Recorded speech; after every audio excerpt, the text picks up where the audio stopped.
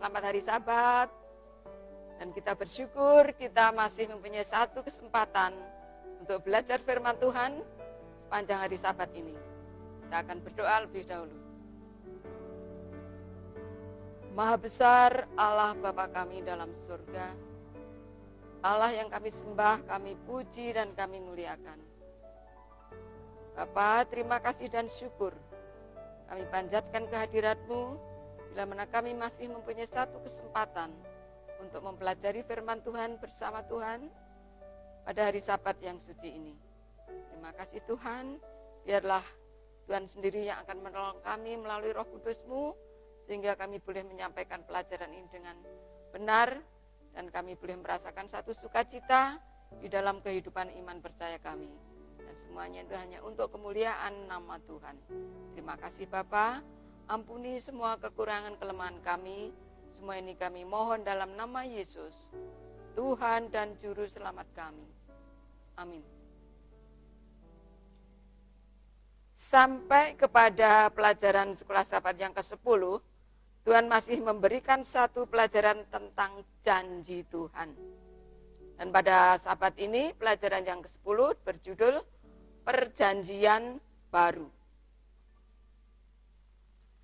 Israel telah melanggar perjanjian, dan setelah kembali dari pembuangan di Babel, perjanjian Tuhan diperbarui.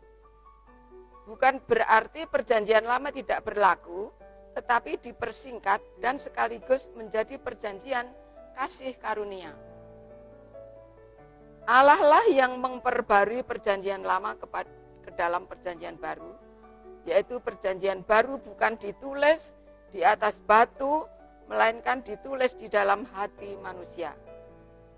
Perjanjian lama sama dengan perjanjian baru.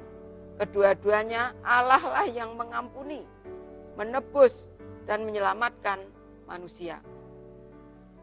Walaupun perjanjian dengan umat Israel telah hancur dan dilanggar, Allah masih mengumumkan kerelaannya untuk masuk dalam satu hubungan dengan manusia yang rela bertobat, menurut dan menuntut janjinya dengan cara menulis hukumnya di dalam hati manusia yang disebut perjanjian baru. Meski perjanjian baru kita katakan lebih baik, sebenarnya tidak ada perbedaan. Kedua-duanya menawarkan keselamatan oleh kasih karunia kepada manusia yang mau mencarinya dengan iman.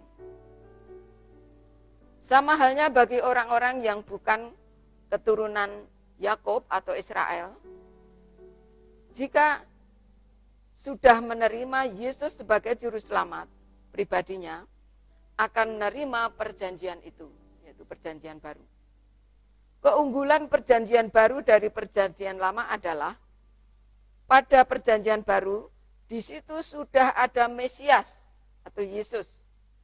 Jadi masalah persembahan atau menyembelih domba untuk mendapatkan pengampunan, sekarang domba yang sebagai lambang korban penebus dosa sudah digenapi oleh Yesus sendiri. Sekarang perjanjian baru, Yesus sendiri sebagai korban penebus dosa, dan sekarang Yesus sudah ada di bilik yang maha suci di Ka'bah yang di surga, menjadi pengantara kita umat manusia sebagai imam besar kita. Kenapa perjanjian baru dianggap lebih baik? Karena apa yang dilambangkan telah digenapi, telah sempurna, dan telah terwujud apa yang dilambangkan selama orang-orang Israel mengadakan lambang perjanjian Tuhan. Semua korban dan pengantaran imam telah menemukan kegenapannya di dalam Kristus. Darah Kristus mengesahkan perjanjian baru. Perjanjian lama, yaitu hukum upacara, tidak berlaku lagi, tetapi Kristus tidak menghapuskan hukum-hukum yang lainnya. Hanya hukum upacara yang dihapus pada waktu Yesus mati. Yesus masuk ke dalam bilik yang maha suci di surga dengan membawa darahnya sendiri. Dan ini adalah dasar pengharapan kita memiliki dalam perjanjian baru. Kita harus mempunyai iman yang tetap dalam melakukan atau menjalankan di dalam perjanjian baru yang telah ditulis di dalam hati kita masing-masing. Inilah sekelumit pelajaran sekolah sahabat kita sebelum kita masuk pada pendalaman.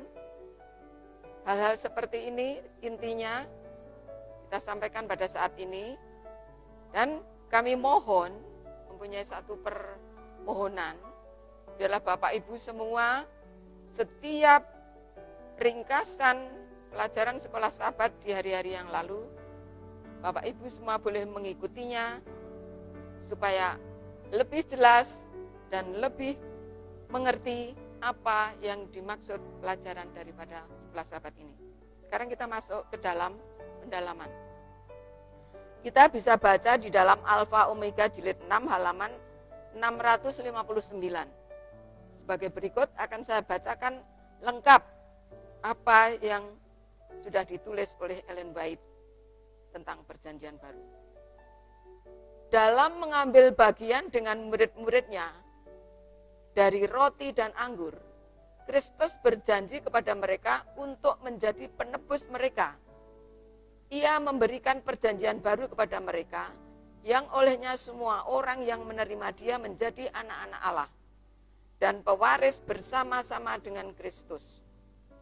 Oleh perjanjian ini, setiap berkat yang dapat diberikan oleh surga untuk kehidupan ini dan kehidupan pada masa depan menjadi bagian mereka. Upacara perjamuan suci ini harus dikuatkan dengan darah Kristus. Dan diadakannya upacara ini mengingatkan kepada murid-murid tentang korban yang tak terbatas yang diadakan bagi masing-masing mereka secara pribadi sebagai sebagian dari segenap umat manusia yang sudah jatuh. Yang kedua, poin yang kedua, gambaran yang paling mencolok dari perjanjian damai ini adalah kekayaan besar dari kasih pengampunan yang dinyatakan kepada orang berdosa jika ia bertobat dan berbalik dari dosanya. Roh Kudus menggambarkan Injil sebagai keselamatan melalui kasih dan kelembutan Allah. Aku akan menaruh belas kasihan terhadap kesalahan mereka dan tidak lagi mengingat dosa-dosa mereka. Ibrani 8 ayat 12. Apakah Allah berbalik dari keadilan ketika menunjukkan kebaikan kepada orang-orang berdosa? Tidak. Allah tidak dapat mencemarkan hukumnya oleh membiarkannya dilanggar tanpa hukuman. Di bawah perjanjian baru, penurutan yang sempurna adalah syarat hidup. Jika seorang berdosa bertobat dan mengakui dosa-dosanya, dia akan mendapatkan pengampunan. Oleh pengorbanan Kristus baginya, pengampunan dipastikan bagi orang itu. Kristus telah memuaskan tuntutan hukum bagi setiap orang berdosa yang percaya dan bertobat. Perjanjian baru lebih besar, lebih baik, dan lebih sempurna, menyatakan rencana penebusan. Kita yang mengambil bagian dalam perjanjian itu, mengambil bagian melalui iman yang diwujudkan dalam penurutan kepada hukum yang telah dituliskan di dalam hati kita. Inilah satu pelajaran sekolah sahabat yang sangat indah yang perlu kita renungkan di dalam kehidupan iman percaya kita. Tuhan tidak bosan-bosan untuk memberikan satu perjanjian kepada umatnya, satu pengampunan, satu bahkan penebusan dan keselamatan kepada umatnya. Walaupun umatnya senantiasa menolak, menyimpang daripada perjanjian itu, tapi Tuhan tetap mempunyai satu kerinduan untuk mempunyai satu hubungan dengan manusia yang bertobat dan mau mencari berkat-berkatnya. Inilah satu pelajaran yang perlu kita renungkan sepanjang hari Sabat ini. Biarlah kita tetap menjadi umat yang mengerti setia mematuhi apa yang Tuhan telah rencanakan, yaitu rencana keselamatan bagi umatnya. Terima kasih. Tuhan memberkati kita semua. Amin.